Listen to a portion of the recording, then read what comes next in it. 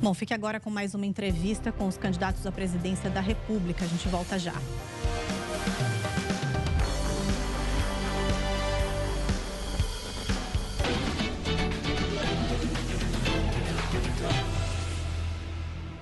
Boa noite para você.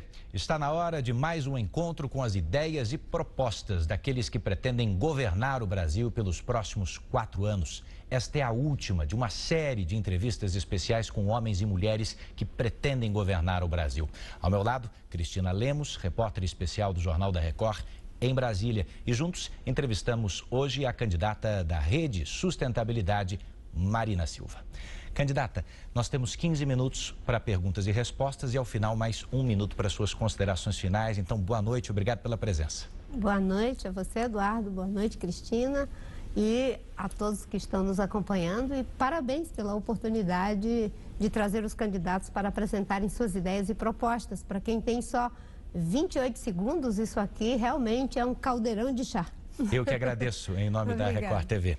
A senhora passou quase 6 anos nos governos do ex-presidente Lula e na eleição de 2014 apoiou e votou em Aécio Neves. Eu gostaria de saber como é que a senhora espera que o eleitor entenda estas duas escolhas específicas no momento em que olhar a sua foto na urna eletrônica. Como sempre entendeu, com a maior tranquilidade. Primeiro eu saí do governo do PT quando o governo estava no auge. E saí por coerência, porque havia ali uma tentativa de retrocesso nos avanços que tínhamos na política ambiental. O governo queria revogar as medidas de combate ao desmatamento para fazer coro com o setor mais atrasado do agronegócio. E naquele contexto eu saí do governo. E em relação ao Aécio Neves, se fosse hoje, com certeza não teria apoiado. E acho que a maioria de nós que votou em alguém, depois da Lava Jato, não teria votado nem na Dilma, nem no Aécio. Porque, como minha avó dizia, todos são angu do mesmo caroço, farinha do mesmo saco. Estavam envolvidos igualmente em graves casos de corrupção que agora a Lava Jato revela. Se fosse hoje, não teria votado e nem teria declarado o meu apoio. Candidata, a senhora é frequentemente acusada de ter ficado ausente da arena política, do debate público nesses últimos 4 anos, inclusive em momentos críticos da vida pública brasileira, e aí reapareceu na hora da eleição. E insinua-se que a senhora tenha feito isso de maneira oportunista até. Eu lhe pergunto, por que o seu silêncio nesse intervalo? Primeiro, Cristina, obrigada pela pergunta, porque você me dá a oportunidade de dialogar com os telespectadores. Eu, desde 2010, que eu não tenho mais mandato. E você sabe que quando não se tem mais mandato, você não tem uma tribuna todo dia. E também eu não sou um político profissional. Graças a Deus, nunca fiz da política um emprego e nenhuma forma de ganhar dinheiro ilícito. Então, saindo da política, eu voltei para o meu trabalho, eu sou professora, tive que dar aula fora do Brasil como professora convidada, fui dar aula na Fundação Dom Cabral como professora associada, fazendo palestra, consegui criar um partido sem recursos, sem dinheiro e, ainda mais, me pronunciei em todos os casos. Não é verdade. Só que eu não me pronuncio, Cristina e Eduardo, como os partidos da velha política, PT, PMDB, PSDB, se pronunciam. Eles são contra a Lava Jato. Eu sempre disse que sou a favor. Eles eram a favor do foro privilegiado. Eu digo que sou contra. Eles dizem que são a favor de anistia para o Caixa 2. Eu fui contra a anistia para o Caixa 2. Não é que não me pronuncio, eu me pronuncio. Só que não da forma como os partidos tradicionais da direita, da esquerda, do centro se pronunciam. Se as pessoas não querem considerar minhas opiniões um pronunciamento, é outra história. Mas não venha dizer que eu não me pronuncio. Esse é um momento eleitoral em que a gente vê muito diagnóstico. O Brasil está assim, o Brasil está assado, mas não se fala exatamente como vencer cada um dos problemas. Eu queria discutir com a senhora porque no seu plano de governo fala-se em criar condições para enfrentar discriminação no mercado de trabalho. A senhora fala inclusive em garantir igualdade salarial entre homens e mulheres em posições equivalentes. Eu gostaria de entender, então, como o Estado pode agir para tornar os salários de homens e mulheres equivalentes em empresas privadas. Fiscalizando a lei. Existe uma lei, e a própria Constituição diz isso, que não se pode pagar salários diferentes para as pessoas. Um homem que tem as mesmas competências que uma mulher não pode receber um salário maior pelo simples fato de ser homem. E não é uma questão do governo dizer, já está na lei, já está resolvido. Não está na lei e está resolvido. Você tem o Ministério do Trabalho para fiscalizar, você tem meios para fazer com que as empresas cumpram aquilo que está na lei. Isso é obrigação do Estado. É muito simples. Você não pode simplesmente dizer, não, é na iniciativa privada, não posso meter a colher. Que história é essa? A iniciativa privada tem leis, as regras são para todos, para o poder público, para a iniciativa privada. E não acho que nenhum empresário de bem gostaria de ver a sua empresa com a mácula de pagar um salário diferente para uma mulher tendo as mesmas capacidades, as mesmas competências. A senhora pode dar um exemplo concreto de como fiscalizar, como agir nesse sentido? É claro, o Ministério do Trabalho, inclusive o próprio IPEA, os órgãos de pesquisa, fazem levantamento o tempo todo, mostrando que as mulheres recebem salário até 30% inferior que os homens. É só verificar isso dentro das empresas, fazer inclusive de uma forma pedagógica, verificar quais são as empresas que podem mostrar positivamente os salários iguais. Dá um prazo para que todos mostrem salários iguais dentro de suas empresas. E aí você vai gradativamente fazendo com que essa mácula desapareça do Brasil. É fiscalizar. O Ministério do Trabalho está aí para fiscalizar e tem os meios para isso. Trabalho escravo não pode. Pagar salário maior para homem e para mulher para as mesmas competências? Não pode, não deve. E isso você consegue fazendo cumprir a lei, não permitindo nem a certeza da impunidade, nem a expectativa da impunidade. Candidata, a senhora integrou o PT, tornou-se um nome nacional ainda como um quadro importante do Partido dos Trabalhadores, depois a senhora saiu do PT. Como é que a senhora definiria hoje a sua relação com o grande líder petista, que é o ex-presidente Lula?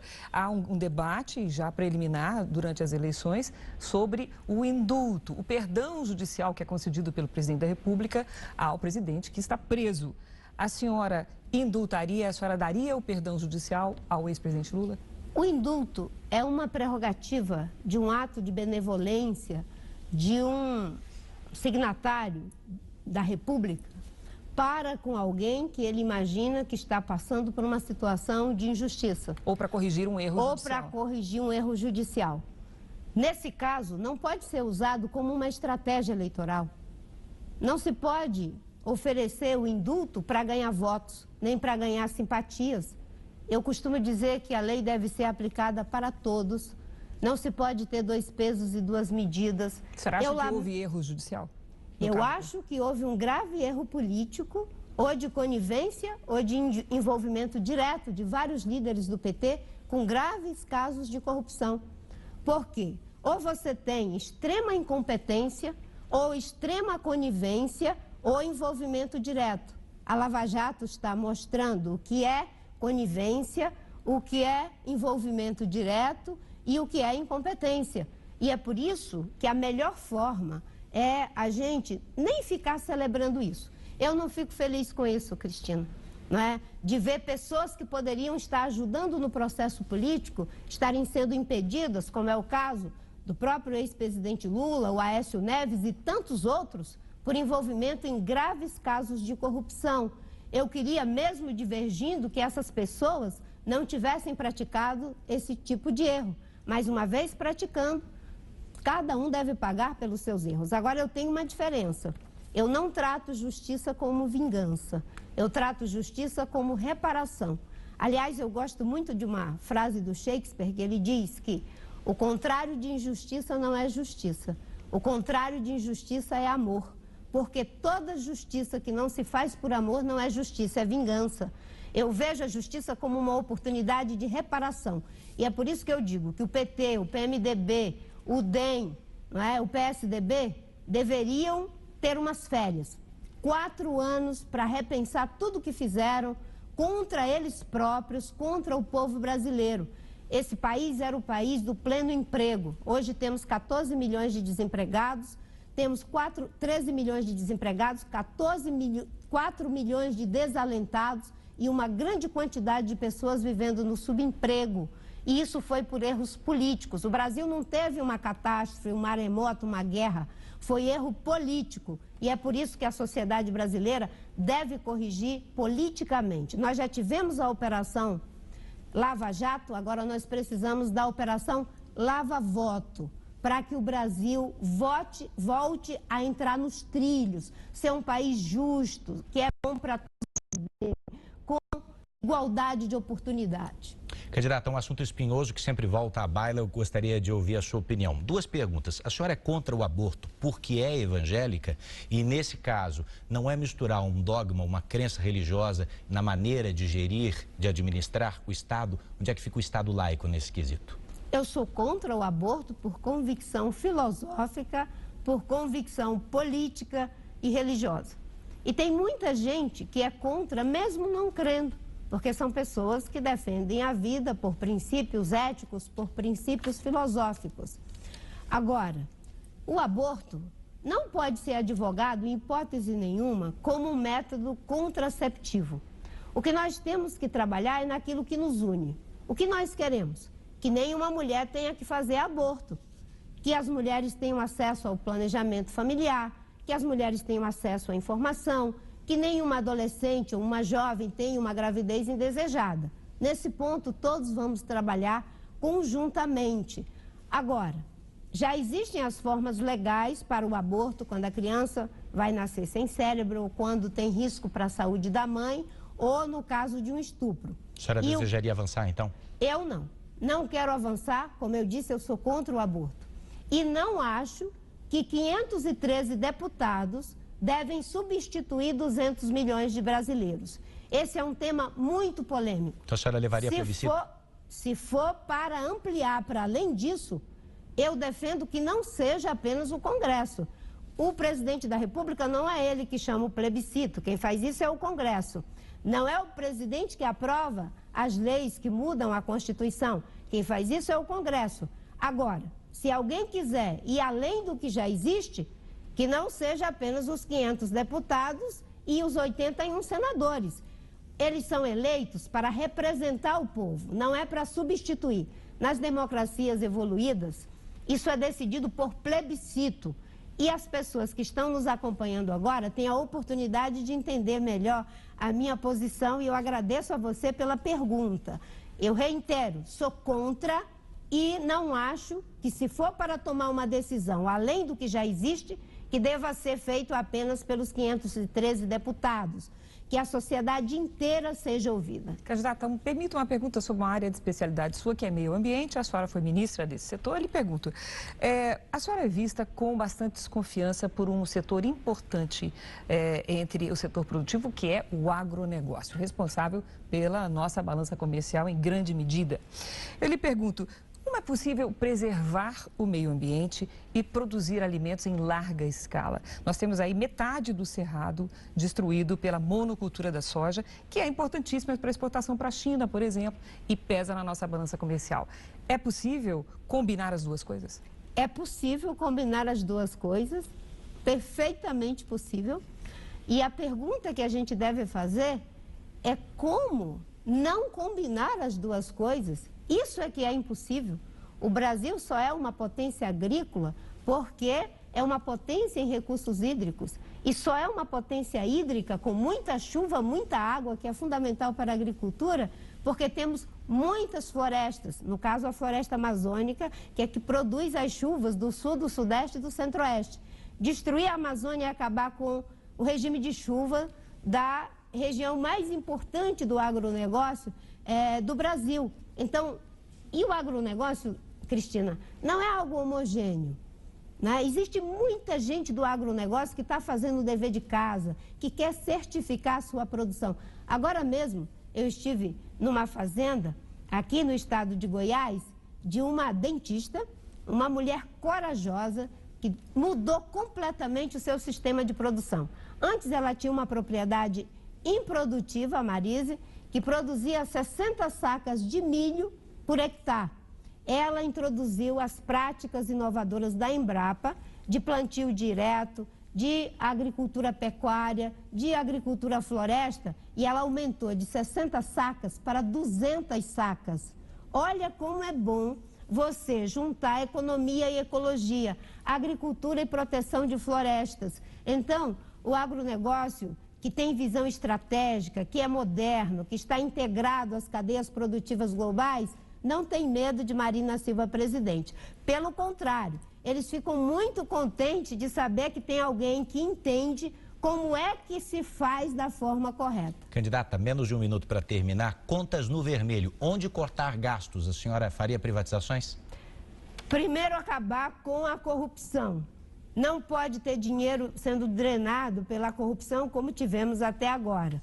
Ineficiência do gasto público. Fazer as reformas necessárias para resolver o problema da Previdência e equilibrar o gasto público. Eu comecei a defender isso, Eduardo, em 2010, quando eu dizia que a gente só podia aumentar o gasto público a metade do crescimento do PIB.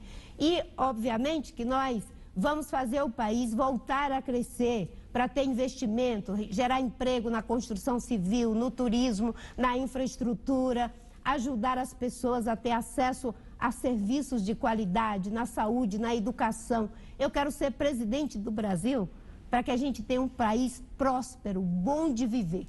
A partir desse instante, a senhora tem um minuto para suas considerações. Muito obrigada a vocês por esse debate, a todos que estão nos acompanhando. Eu sou candidata à presidência da República, porque eu quero viver num país que seja justo, bom para se viver. Um país em que uma pessoa não tenha que viver a humilhação do desemprego, não ter como criar os seus filhos e a sua família de forma digna e decente.